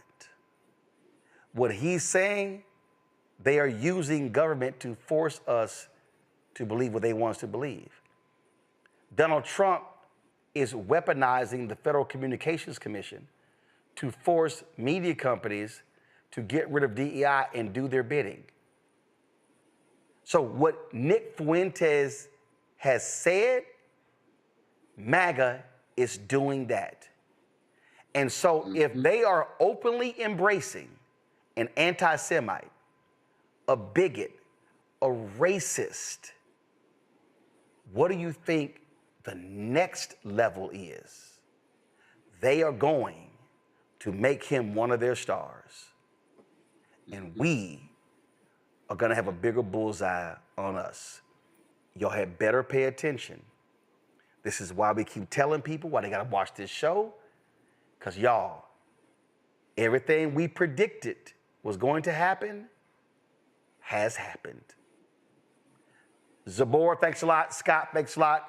Congo, I appreciate you being on the panel. Thanks a lot as well. Folks, I didn't go to a commercial break because I needed y'all to understand the importance. I'm going to run the Spike Lee interview tomorrow. The doctor we have for breast cancer, I got to do tomorrow because this was too important. This was too important for us to take even one break. Y'all, I'm telling you what's going on. These people are playing for keeps. They may be smiling, they may be touting these black folks wearing MAGA hats, but they want to defund and destroy everything in Black America, everything that we have fought for since the end of slavery. They want it all back. And we cannot be silent and complicit as it happens. Folks, your support of this show is crucial. Ain't nobody else doing what we're doing. Nobody else is doing what we're doing. We're not going to stop. Y'all, we got to keep telling truth. I want to launch 2-3 other daily shows. I got the folks in mind right now. Simply can't afford them. But I'm telling you right now, people say, man, we need to have more of you. Yeah, we got to pay them. They got to live. They got families. There's an existential crisis that we are facing. And we had better recognize the emergency that's happening before our very eyes. You want to support our work? Join our Bring the Funk fan club. Contribute to our show. Cash App, use the Stripe QR code. Pull the music down, it's too loud. Stripe QR code, please. Use it right here for Cash App. Click the Cash App button to contribute. You can use the same QR code for credit cards. If you want to see a checks and money order, make it payable to Roland Martin Unfiltered. P.O. Box 57196, Washington, D.C. 20037-0196. PayPal is rmartin unfiltered, Venmo RM Unfiltered, Zelle, Roland at RolandSMartin.com, Roland at RolandMartinUnfiltered.com.